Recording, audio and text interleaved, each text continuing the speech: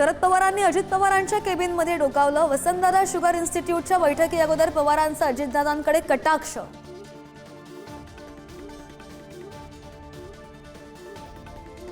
पुण्यामध्ये अजित पवार आणि जयंत पाटलांमध्ये बंद दाराआड खलबत।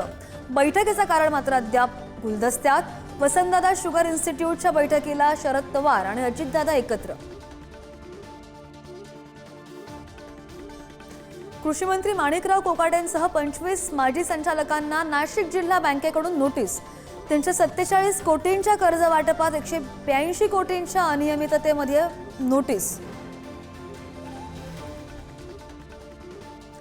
हिंसाचाराच्या 6व्या दिवशी सुद्धा नागपूरमध्ये संचारबंदी कायम।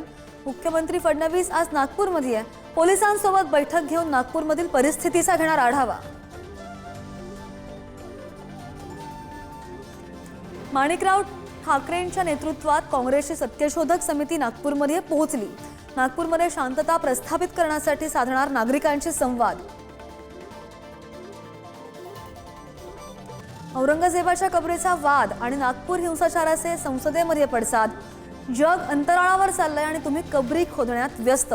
इंडिया आघाडीच्या खासदारांचा मोदी सरकारवर हल्लाबोल। शिवरायांचा अवमान करणारा प्रशांत कोरटकर अजूनही फरार। चंद्रपूरमध्ये लपल्याचा संशय। कोल्हापूर पोलिसांचं पथक कोरटकरच्या शोधासाठी चंद्रपूरमध्ये। बीडमधील अमानुष मारहाण प्रकरणी सतीश भोसलेला 2 दिवसांची पोलीस कोठडी। बॅटने मारहाण केल्याप्रकरणी पोलीस अधिकचा तपास करणार।